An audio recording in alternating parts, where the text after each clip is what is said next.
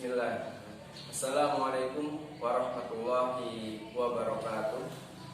Alhamdulillah binikmatihi tatimmus shalihat. Asyhadu an la ilaha illallah wahdahu la syarikalah wa asyhadu anna Muhammadan abduhu wa rasuluhu la nabiyya wa rasulahu ba'da, amma ba'du.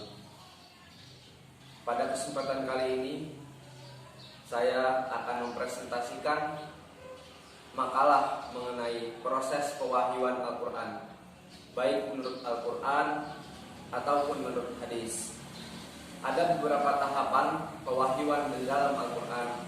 Tahap yang pertama adalah diturunkannya Al-Quran dari Lauh Mahfuz menurut cara dan waktu yang mengetahuinya hanya Allah, dan siapa yang diperlihatkannya akan hal-hal yang gaib.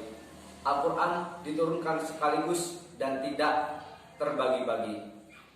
Di dalam Al-Quran Allah Subhanahu wa Ta'ala berfirman, padahal Allah mengepung di belakang mereka sehingga tidak dapat lolos.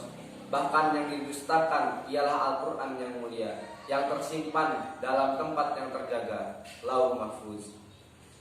Kemudian dari Lauh Mahfuz menuju ke tahapan kedua, yaitu ke Baitul Izzah di langit dunia. Berdasarkan hasil bacaan terhadap ayat-ayat Al-Quran yang telah dibaca, maka dapatlah bahwa Al-Quran diturunkan dalam suatu malam ke langit dunia. Ditafsirkan oleh Al-Quran dengan Lailatul Mubarakatin, malam yang diberkahi Allah Subhanahu wa Ta'ala. Seperti di dalam Quran surat Al-Qadar ayat 1, yang artinya sesungguhnya kami telah menurunkan pada malam Qadar. Kemudian di dalam Quran surat Al-Baqarah dilanjutkan kembali pada ayat 185, bulan Ramadan yang diturunkan padanya Al-Quran. Kemudian setelah tahapan kedua, turun lagi kepada tahapan yang ketiga, yaitu dari Baitul Izzah, dari langit dunia ke bumi atau ke hati para nabi dan rasul terakhir, yaitu Rasulullah Shallallahu Alaihi Wasallam.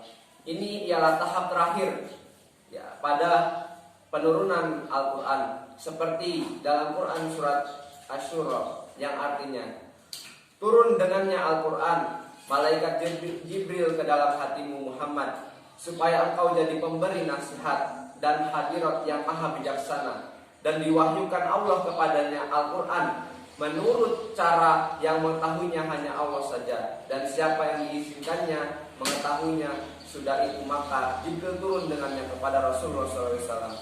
Kemudian di ayat yang lain di Quran surat Al-Isra ayat 106, Allah Subhanahu wa Ta'ala berfirman, Al-Quran itu kami turunkan berangsur-angsur, supaya engkau Muhammad bacakan ia kepada manusia perlahan-lahan, dan kami turunkan ia sebenar-benarnya atau kesemuanya. Kemudian ya, pewahyuan Al-Quran. Wahyu adalah yang dibisikkan ke dalam sukma, kemudian diilhamkan kepada isyarat secara cepat, yang lebih mirip dirahasiakan daripada dizahirkan. Dalam syariat Islam, wahyu adalah kalam atau perkataan dari Allah Subhanahu wa Ta'ala. Seperti dalam Quran surat Asy-Syura ayat 51, dan tidaklah patut bagi seorang manusia bahwa Allah akan berbicara kepadanya kecuali perantaraan wahyu, atau dari belakang tabir, atau dengan mengutus utusan malaikat, lalu diwahyukan kepadanya dengan izinnya apa yang dia kehendaki. Sungguh dia maha tinggi dan maha bijaksana. Kemudian ada beberapa hadis ya mengenai periwayatan Al-Quran. Ya, kisah nuzulul Al-Quran sangat kita kenal ya. Bagaimana ketika itu Nabi Muhammad Shallallahu Alaihi Wasallam berhijrah ke Gua Hiro. Lalu ketika di Gua Hiro, ya Rasulullah menyendiri.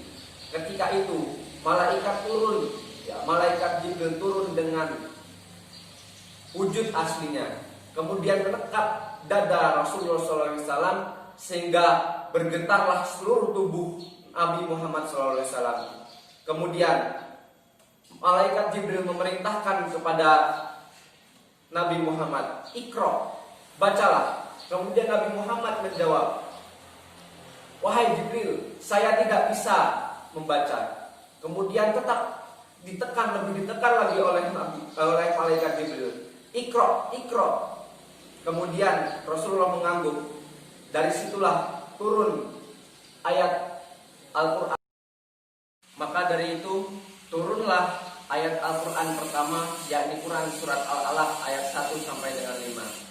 Itulah cikal bakal turunnya Al-Quran, di mana malaikat Jibril turun ke dunia dengan wujud aslinya dan menemui Nabi Muhammad SAW yang sedang berada di Gua Hiro. Kemudian ada beberapa hadis lainnya, yakni dikatakan oleh Aisyah bahwasanya dahulu malaikat Jibril senantiasa menjumpai Rasulullah pada setiap malam Ramadan, dan selanjutnya ia membaca Al-Quran bersamanya. Hadis riwayat Al-Bukhari. Ya, mungkin itu presentasi dari pewahyuan Al-Quran. Semoga yang sedikit ini bisa bermanfaat bagi kita semua. Saya akhiri. Assalamualaikum warahmatullahi wabarakatuh.